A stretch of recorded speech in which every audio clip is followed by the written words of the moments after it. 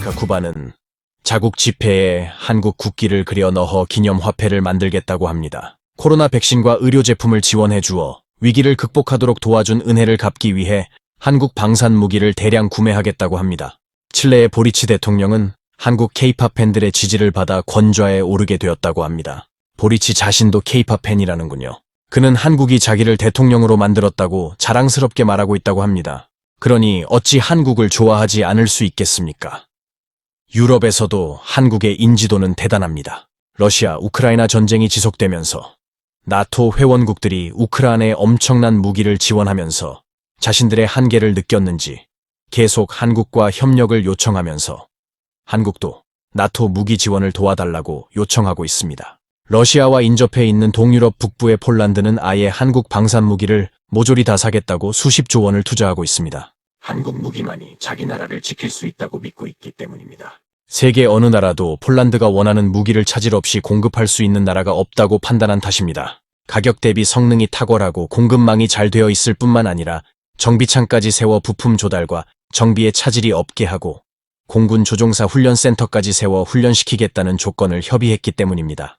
폴란드를 보고 유럽 전체가 놀라고 있습니다. 튀르키예 공화국의 땅은 대부분이 아시아에 속하지만 EU가 튀르키예에게 유럽연합 가입 자격을 부여했습니다. EU가 제시한 가입 조건을 튀르키예가 충족시켜 유럽연합에 가입이 되면 튀르키예는 유럽이 됩니다. 튀르키예는 25 전쟁 당시 한개 보병 여단을 파병하여 미국, 영국, 다음으로 많은 군대를 보낸 고마운 나라입니다. 그들의 희생은 엄청났습니다. 전사자 722명, 부상자 2147명, 실종자 175명, 포로 346명의 손실을 입고도 전쟁의 잿더미를 딛고 일어나 세계 10위권 강대국이 된 한국의 눈부신 발전에 경탄하며 대한민국을 가리켜 형제국이라며 한국의 성공을 진심으로 기뻐하는 나라입니다. 그런데 최근에 한국 건설사와 튀르키예 건설사가 합작하여 세계 최장 현수교를 만든 것이 큰 화제가 되었습니다.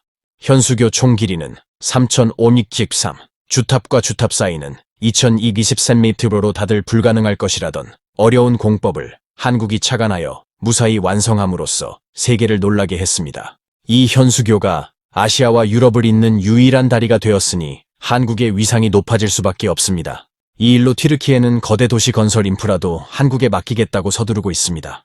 인도반도의 동남쪽에 위치한 남아시아 섬나라 스리랑카는 반정부군이 대통령궁을 점령한 뒤 인구 2192만, 면적 65,000개 스리랑카를 한국에 편입하겠다며 모든 통치를 한국에 맡기겠다고 하였습니다. 1대1로 사업에 13조 원의 돈을 빌려준 중국은 난감한 처지에 빠졌습니다. 아시아인들도 세계를 움직일 수 있는 나라는 대한민국밖에 없다며 세계 패권의 중심축을 형성하고 강대국들이 집결해 있는 극동 아시아 중에서도 세계를 선도할 나라는 일본이나 중국이 아닌 한국이 되어야 한다는데 의견을 같이 하고 있습니다.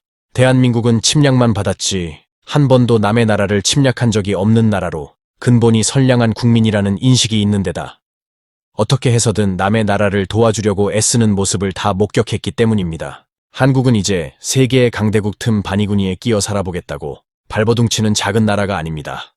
더 이상 고래 싸움에 등 터지는 새우가 아니라고 세계적 석학들이 나서서 강변합니다.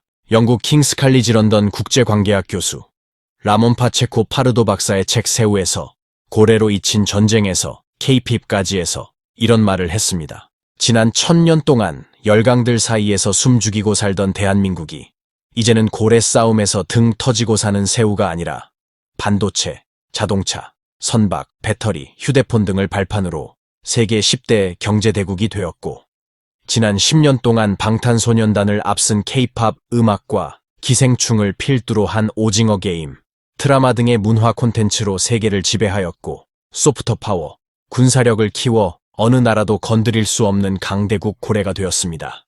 한국에는 밝은 미래가 기다리고 있습니다. 이외에 한국을 높이 평가한 사람들의 말을 종합적으로 살펴보도록 하겠습니다.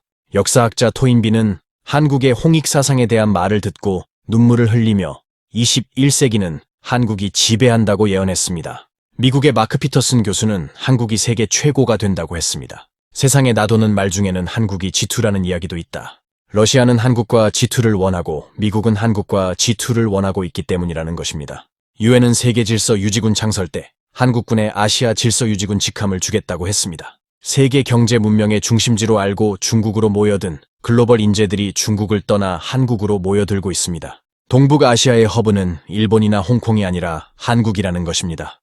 중국 대도시를 대체할 도시는 서울이라고 뉴욕타임지가 밝혔습니다. 현재 중국은 전 세계인들에게 피해를 주는 나라로 인식되어 있습니다. 금년 77차 UN 총회는 중국에 대한 제재안을 통과시켰는데 1대1로 사업에서 피해를 본 나라들이 대부분 제재안에 찬성했다고 합니다. 중국은 각종 제재를 받으며 앞으로 국제금융은행들에 접근할 수 없어 상임이사국 지위가 위태롭게 되었습니다. 세계경제기구의 세계은행은 아시아의 긴급 의료기구 국가를 한국으로 지정하여 한국에서 치료받겠다고 하였습니다. 유엔의 유네스코는 연구개발비 순위에서 한국을 5위로 지정하였는데 여기에 GDP를 대비시키면 한국이 신기술 투자 세계 1위라고 하였습니다. 세계 반도체 장비 일론 4위 기업이 한국의 연구개발센터를 설립하겠다며 이미 부지를 마련하여 짓고 있는 곳도 있습니다. 미국의 샘 리처드 교수는 학생들에게 세계의 일부가 되고 싶으면 한국으로 가라고 말했습니다. 세계 여러 나라 공항에는 입출국 심사 과정에서 여권 검사 없이 한국인만이 프리패스할 수 있는 곳이 여러 곳 있다고 합니다. 푸른색 한국 여권이 부러움의 대상이 되어 국적을 바꾸는 사람들도 있습니다. 한국어를 제2국어로 삼는 나라가 늘고 있으며 조만간에 유엔에서 한국어가 공용어가 된다고 합니다. 미국 텍사스 주정부는 이미 한국어를 공용어로 쓰고 있으며 다른 주에서도 한국어를 공용어로 채택할 조짐을 보이고 있습니다. 시카고에서는 2,000명의 아이들이 얼씨구 좋다며 아리랑을 합창했다고 합니다. 하버드대 조셉 나이 교수는 중국은 죽었다 깨어나도 한국을 이기지 못한다고 하였습니다. 소프트 파워 면에서 중국은 절대로 한국을 따라올 수 없다는 것입니다.